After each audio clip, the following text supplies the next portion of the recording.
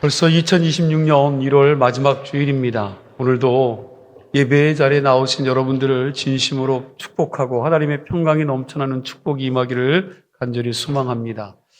바울이 가이사랴로 내려간 후 2년 세월이 지났습니다.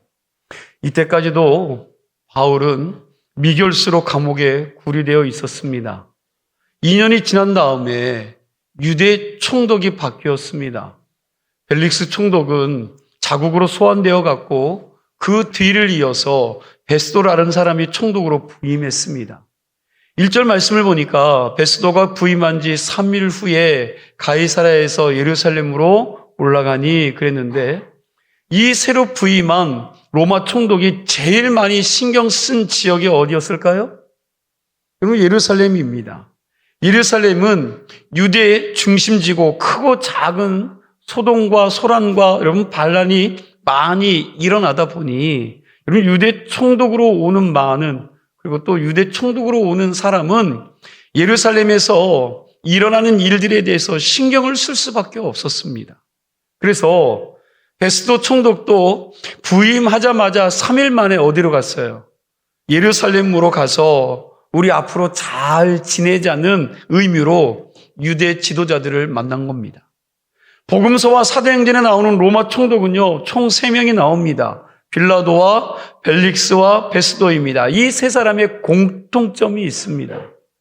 이 사람들의 공통점은 포퓰리즘 정책을 썼다라는 거예요. 이 포퓰리즘 정책이라는 건 사람의 마음을 얻으려는 정치를 했습니다. 물론 정치는 사람의 마음을 얻어야 합니다. 그러나 사람의 마음을 얻는 것보다 더 중요한 게 뭡니까? 여러분, 하나님을 두려워할 줄 알고 백성을 사랑하며 윤리적으로 도덕적으로 올바르고 깨끗하게 정치하는 것입니다. 이게 사람의 마음을 얻는 것보다 더 중요합니다.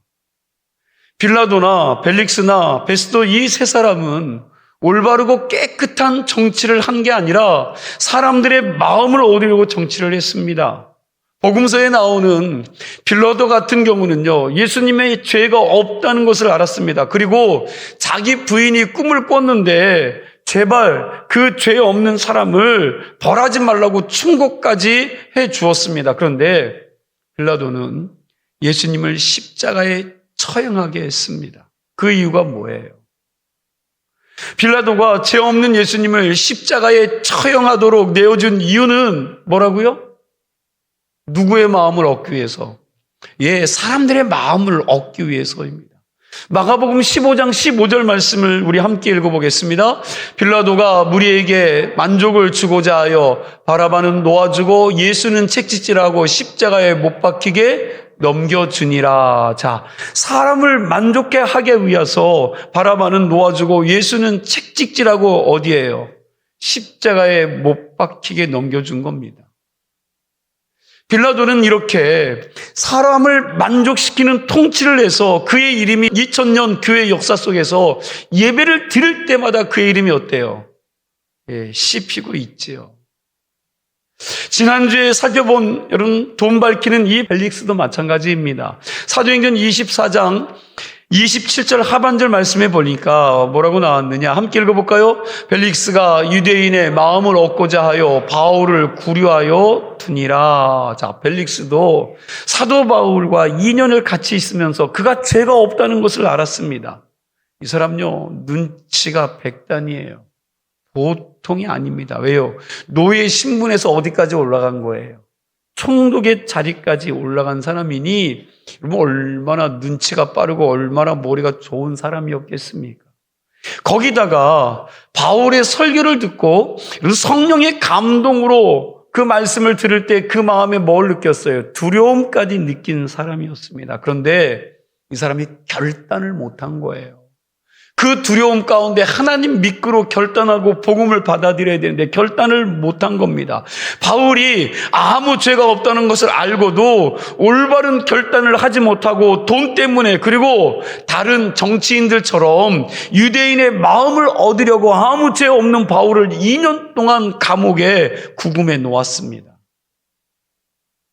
여러분, 그때나 지금이나 정치인들이 하는 짓은 다 똑같은 것 같습니다.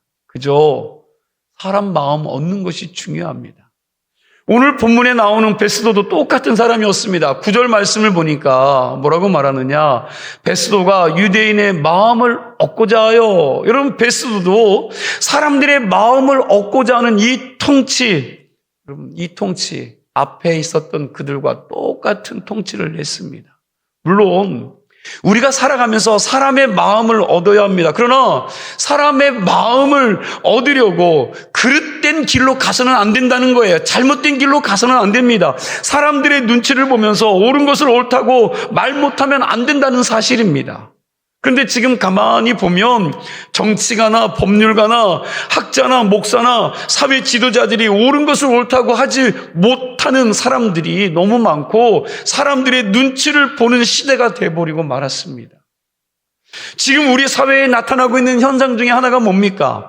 정치가 하나님의 말씀과 복음을 밀어내고 우상이 되었습니다. 크리스찬들조차도 하나님과 성경과 예배보다 정치적인 맹신과 정치적인 성향을 더 중요하게 여기며 사는 사람들이 많아졌습니다. 편향된 성향의 정치적인 유튜브와 여러 언론 매체들이요, 자기들의 사상과 자기들의 가치와 목적을 사람들에게 교묘하게 뿌려진 진실보다 감정을 중요하게 만들었고, 사실보다는 평양된 신념을 가지고 살게 만들어 놓았습니다. 그런데 이런 정치 바이러스가 교회 안에 들어왔는데 교회의 교인들이 여러분 이거와 맞서 싸울 영적인 면역체가 작동하지 않으니까 뭐가 옳은지 무엇이 틀렸는지 분별하지 못해서 하나님의 말씀보다 자기의 정치적인 성향을 가지고 서로 싸우고 있다라는 거예요. 오죽하면 교회에서 무슨 얘기하지 말라고요? 예, 정치 얘기하지 말라고 하겠습니까? 여러분, 우리 크리스찬들이 좌로나 우로나 치우쳐서 다투는 것이 아니라 하나님의 말씀의 가치관으로, 신앙의 가치관으로 살아야 될 줄로 믿습니다. 또 한 가지, 이런 시대를 살면서 우리 크리스찬들이 바로 알아야 할 것이 있습니다. 그게 뭐냐면, 인간은 여러분, 그 인간이 그 인간이에요. 조금 더 세게 그놈이라는 거예요. 여러분, 인간은 다 그 인간이 그 인간입니다. 즉, 믿을 사람이 있어요, 없어요? 예, 믿을 사람이 없다는 겁니다. 우리가 믿을 분은 오직 누구요? 예, 하나님 한 분밖에 없다는 확실한 인식을 가지고 신앙생활 하시기 바랍니다. 그런데 가만히 보면 크리스천이라고 하면서도 하나님보다 정치적인 힘을 더 여러분 믿는 사람들이 있습니다. 교회도 사단이 뿌려놓은 이데올로기, 정치 바이러스에 감염되어서 하나님보다 자기들의 정치적인 성향을 더 중요하게 여기면서 갈라지고 있습니다. 한 예로 미국, 여러분 오늘날 미국 교회가 문 닫는 교회들이 가장 많다고 이야기하는데, 여러분 가장 큰 원인 중에 하나가 뭔 줄 아십니까? 동성애 이슈입니다. 동성애를 찬성하든 반대하든 상관없이 사단이 의도한 대로 교회가 양극단으로 갈라져서 싸우다가 결국 성도들이 교회를 떠나서 교회가 문을 닫는 일들이 속출하고 있다는 사실이에요. 크리스찬들이 성경 말씀의 가치관으로 세상을 이해하고 해석할 줄 모르면 사단의 공격에 여러분 갈피를 못 잡고 휘둘릴 수밖에 없다는 거예요. 정치들가들 또한 자신들의 이권에 따라 이것들을 더 붙이고 있는 실정입니다. 그래서 우리 크리스찬들이 이런 여러분 준비 기도를 좀 하는 마음을 가져야 될 것 같습니다. 좀 여러분과 제가 이렇게 기도했으면 좋겠어요. 우리가 하나님을 경외하고 두려워할 줄 아는 예수 잘 믿는 지도자들이 이 나라에 빨리 세워질 수 있도록 기도해야 할 줄로 믿습니다. 하나님을 두려워하지 않는 자들은 아무리 정직하고 깨끗하다 할지라도 믿을 수가 없어요. 왜요? 여러분 그 사람이 권력을 잡으면 어떻게 바뀔지 모르고 어떻게 변할지 모릅니다. 그나마 믿음이 있고 신앙이 있고 말씀 안에서 하나님을 두려워하는 자들이 되어야만 여러분 그들이 자기들의 마음대로 하지 못한다라는 거예요. 그래서 우리는 미래를 위해서 기도해야 됩니다. 우리 젊은이들 중에 사무엘과 같이, 다니엘과 같이, 느헤미야와 같이 하나님을 경외하고 잘 훈련된 자들이, 신실한 자들이 정치, 경제, 예술, 교육, 연예계 등 각 분야에서 하나님의 일들을 감당할 수 있는 자들이 나타나게 해달라고, 세워지게 해달라고 기도해야 될 줄로 믿습니다. 지금 이 상황에서는 이것 외에는 다른 대안이 없는 것 같습니다. 바라기는 이 민족을 갈라뜨리는 정치 귀신의 힘이 주 예수 그리스도의 이름으로 깨지고 나라가 하나 되고, 그럼 깨져서 나라가 하나 되고 하나님의 정의와 공의가 물같이 하수같이 흐르는 나라가 될 수 있기를 소망합니다.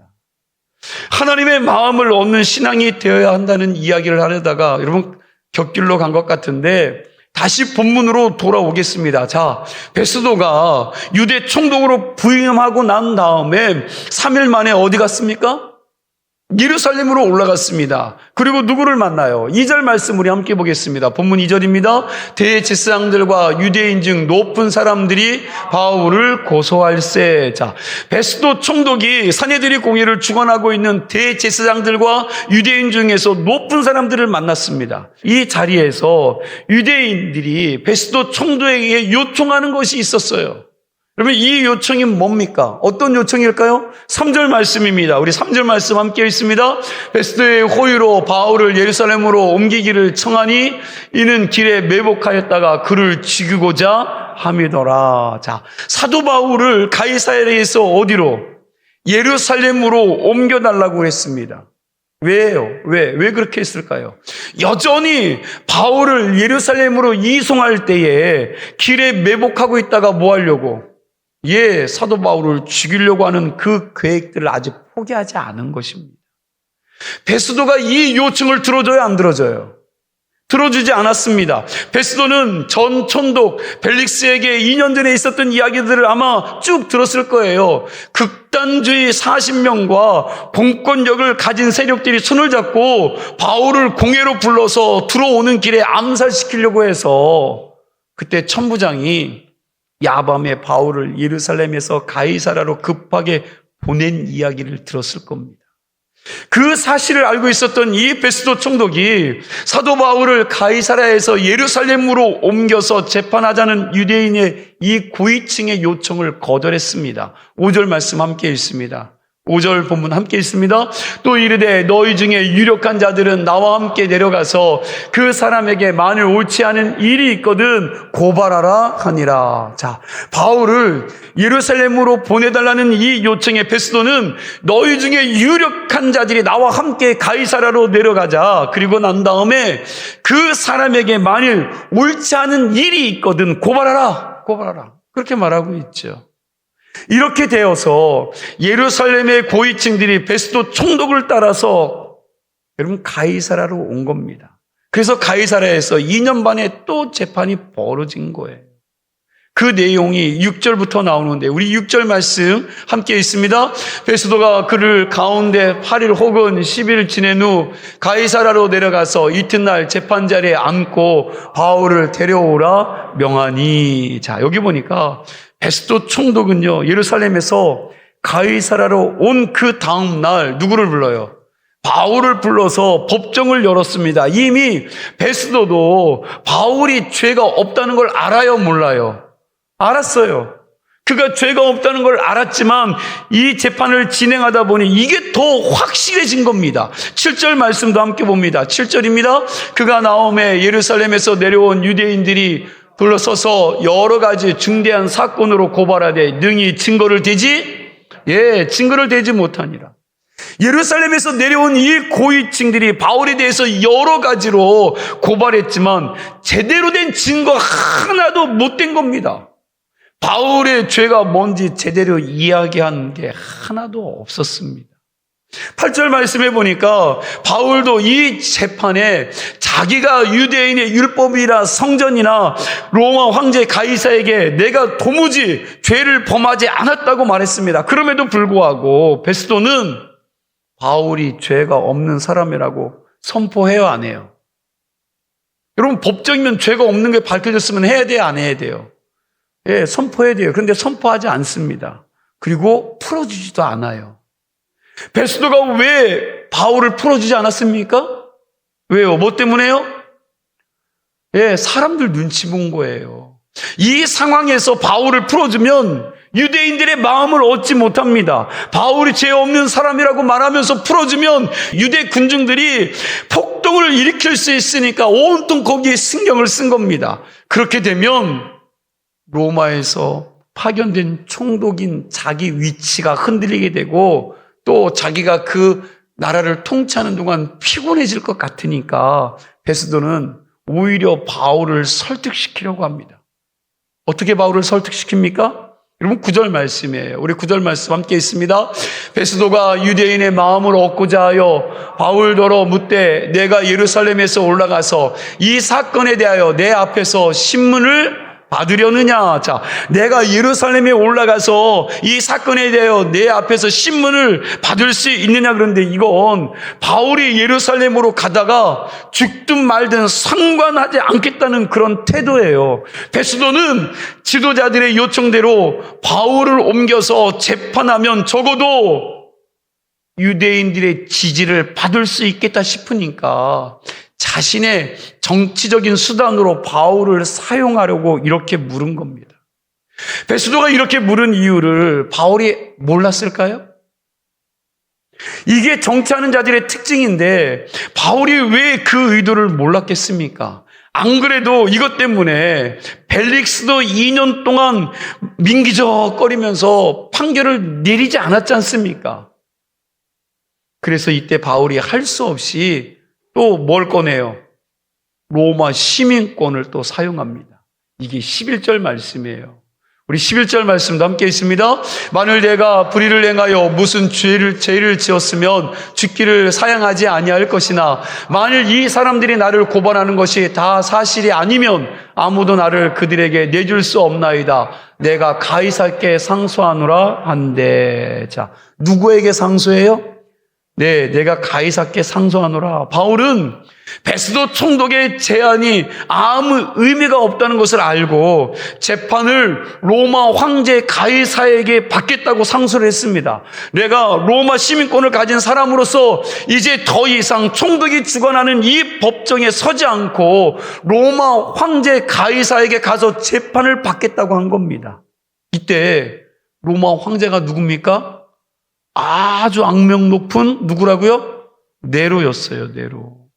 바울이 로마 황제에게 가서 재판받겠다고 상소하니까 이제는 베스도 총독도 더 이상 자기가 뭘 어떻게 할 수가 없게 된 겁니다. 지난번에 이야기했듯이 로마 시민권을 가진 사람은요, 로마 황제에게 가서 재판할 권리가 있었습니다. 로마 시민권을 가진 사람, 이 바울이 이제 더 이상 당신들에게 재판을 받지 않고 로마 황제에게 가서 마지막 무죄 판결을 받겠다고 하니까 여러분 총독도 이제는 더 이상 어떻게 할 수가 없게 된 겁니다. 이제 이 재판은 베스도의 손을 떠난 거예요. 이 부분에서 여러분과 제가 생각할 것이 있습니다. 여러분, 사도 바울이 지금 자기가 예루살렘으로 올라가다가 죽을 것 같으니까 자기 목숨 살겠다고 로마로 도망가겠다고 한 겁니까?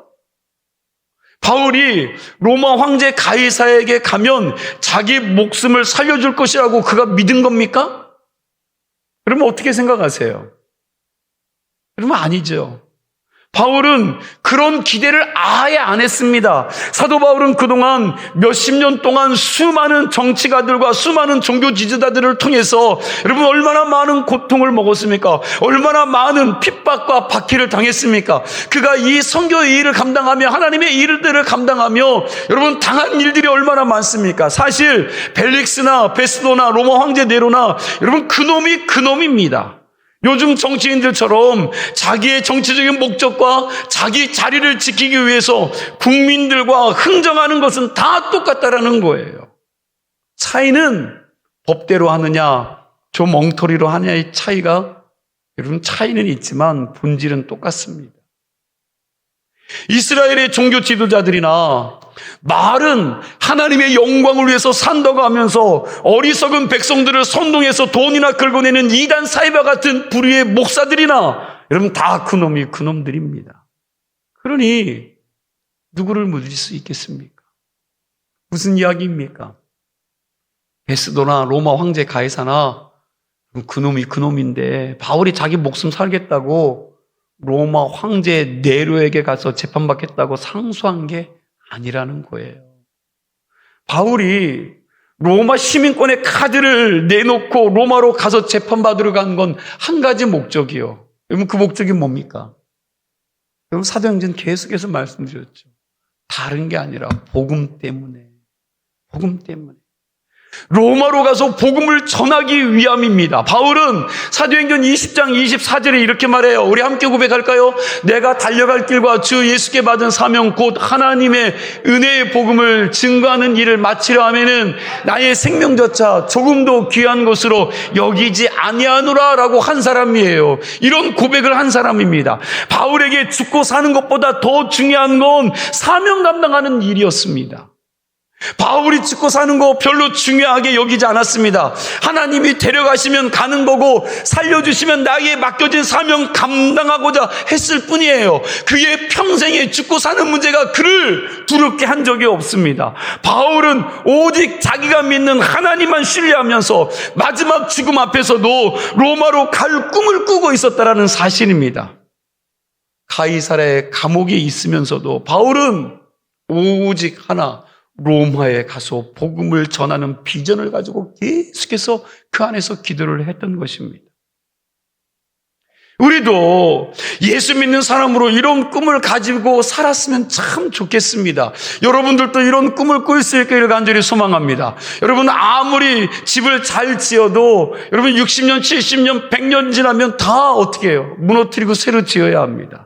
돈을 아무리 벌어도 내가 세상 떠날 때 다 남주고 떠나야 됩니다. 세상에서 출세하고 부귀 영화 누리고 산들 그 세월이 100년 안에 모든 것들이 끝나요. 여러분 이 안에 100년 안에 죽지 않을 사람이 없습니다. 무엇이 영원한 삶을 여러분 살게 할 수 있습니까? 무엇이 영원히 살아남을 수 있습니까? 내가 복음 전해서 예수 믿는 사람들이 생기면 그 사람에게 영생을 주는 것이기에 그것이 영원한 것인 줄로 믿습니다. 우리가 몇 년이나 더 이 세상에서 살지 모르지만 그래도 하나님이 가장 기뻐하시는 천하보다 귀한 한 영혼 여러분 구원하기에 애쓰는 비전을 가지고 한번 좀 살아보자는 거예요. 하나님이 가장 귀하게 여기는 거. 그렇다고 하나님이 저와 여러분들에게 100명, 1000명 전도하라고 하십니까? 여러분 그렇게 하나님이 여러분에게 말도 안 되는 터무니없는 이야기를 하세요? 그러면 아니잖아요. 여러분 그저 내 주변에 내 사랑하는 사람 한두 명이라도 여러분 복음 전해서 그 사람들이 하나님의 사람으로 살 수 있도록 하자는 겁니다. 100명, 1000명을 전도하자는 것이 아니라 정말 여러분들이 사랑하는 자들, 정말 여러분들 곁에서 여러분들과 함께하는 그 사람 한 영혼, 두 영혼이라도 그들을 주님께 돌아오게 하자는 거예요. 이걸 이제는 좀 입으로 하지 마시고 여러분들의 삶으로 해야 될 줄로 믿습니다. 왜요? 요즘 너무 엉터리로 예수 믿는 자들이 많고요. 엉터리 성도들이 많기 때문에 더 이상 여러분 그 사람들로 인해 그들이 변하지 않아요. 그들이 복음을 받아들이려고 하지 않습니다. 요즘 전도하면 어떤 일까지 벌어지느냐? 그 사람이 다니는 교회, 그 교회 안 가겠다는 거예요. 그 사람이 가는 천국, 나는 안 가겠다는 거예요. 얼마나 엉터리로 살면 그 사람이 가는 천국 안 가겠다는 거야. 그 사람이 거기가 있으면 나는 다른 곳 가겠다는 겁니다. 그래서 이제는 여러분 우리가 복음의 삶을 살아야 합니다. 삶 속에서 좀 손해보시고 희생하시고 덕을 끼치면서 말씀대로 선하게 사는 우리의 인격이 복음이 되어야 된다고요. 여러분들의 인격이 복음이 되었으면 좋겠습니다. 그래서 여러분과 제가 하나님이 가장 기뻐하는 일에 헌신할 수 있기를 간절히 축복합니다. 이제 마지막으로 가장 중요한 거 하나 여러분 살펴보고 말씀을 마칩니다. 앞에서도 읽을 말씀인데 우리 3절 말씀이요. 여러분 뜻을 좀 잘 생각하시면서 우리 3절 말씀을 다시 한번 함께 읽습니다. 베스도의 호의로 바울을 예루살렘으로 옮기기를 청하니 이는 길에 매복하였다가 그를 죽이고자 함이더라. 자, 유대 지도자들이 새로운 총독 베스도를 만나자마자 뭘 요청해요? 바울을 예루살렘으로 옮겨달라고 했습니다. 그리고 예루살렘으로 옮기는 동안에 길에 매복했다가 누구를 죽이려고? 바울을 죽이려고 했습니다. 이 사람들은요, 2년째 전혀 변한 것이 없어요. 그들이 생각하고 있던 그 짓을 또 하려고 한 거죠. 하나도 안 변했습니다. 사람의 결심이 아무리 굳세다 할지라도 세월 지나면 그것들이 흐려지고 사그러져요. 그냥 대판 죽을 듯이 싸웠다가도 여러분 세월이 지나면 그 분노가 어때요? 좀 사그러지잖아요. 그런 것들이 좀 무너지잖아요. 물론 기억은 있지요. 이 머릿속에 박혀있는 건 있겠지만 여러분 그래도 대충 잃어버리고 후루룩 털어버리지 않습니까? 그런데 바울을 죽이기 전까지는 먹지도 않고 마시지도 않겠다는 이 인간들은요, 굶어 죽지도 않고 또 나온 겁니다. 여러분 2년이나 지났는데 이들이 바울에 가진 이 증오심과 이 분노는 여전히 똑같아요. 하나도 누그러들지 않았습니다. 어쩌면 2년 동안 더 벼르고 더 분하고 여러분 말할 수 없는 이 분노를 가지고 있었는지도 모릅니다. 잃어버려야 되는데 분노를 그 안에 계속해서 키운 거예요. 이 인간들 죄송하지만 악하고요 징글징글한 인간들이에요. 베스도 여러분 그 이전에 벨릭스 총독은 돈만 밝히는 느물느물한 사람이었습니다. 유대인들의 말을 들어주는 것 같은데 실제로 하나도 들어주지 않았습니다. 예루살렘에서 온 지도자들과 대화는 해주었지만 그들의 말을 하나도 들어주지 않고 여러분 바울을 로마군 진영에서 계속 보호해 주었습니다. 아시아에서 온 디아스포라 유대인들 예루살렘의 종교 지도자들이 바울을 끌어내려고 몇 번이나 시도를 했는데도 안 되니까 여러분 그들이 포기해요. 뭐라고 해요? 벨릭스 총독이 있는 동안은 우리가 바울을 죽일 수 없겠다. 저놈 우리가 죽일 수 없겠다 하고 그들이 포기한 거죠. 그런데 새로운 총독 베스도가 부임해서 바로 예루살렘에 와서 자기들에게 호의를 베풀자 이들은요 그 안에 있는 또 그걸 가지고 바울을 죽이려고 한 겁니다. 그런데 여러분 바울을 죽이려는 이 사람들이 누구예요? 여러분들 오늘 한번 깊이 생각해 보세요. 바울을 죽이려고 하는 이 사람들이 누굽니까? 대제사장들과 제사장들과 유대 종교 지도자들이라는 거예요. 여러분 일반인들이 아닙니다. 여러분 대제사장은요 예배를 집례하는 사람이에요. 오늘날로 말하면 지금식으로 예배하면 예배를 집례하는 목사들입니다. 이 사람들은 지난 2년 동안 하나님께 드리는 많은 예배를 집례했습니다. 이들이 이렇게 많은 예배를 인도하고 집례하면서도 하나님의 일을 했던 사도 바울을 죽이려는 일에 대해서는요 어떤 변화도 그 안에 없었습니다. 가이사랴에서 예루살렘으로 올라오는 길에 매복해 있다가 바울을 죽이려고 하는 자들 역시 여러분 다 율법에 열심히 있는 사람들이에요. 말씀을 너무나도 잘 아는 사람들입니다. 율법에 있어서는 두 번째가라고 하면 서러울 정도로 대단한 사람들 아닙니까? 이 사람들도요 안식일 빼먹었겠습니까? 여러분 주일 예배 빼먹었을까요? 아니요. 기도하고 말씀 읽고 예배 드리는 일 하나도 빼먹지 않고 잘 드렸을 겁니다.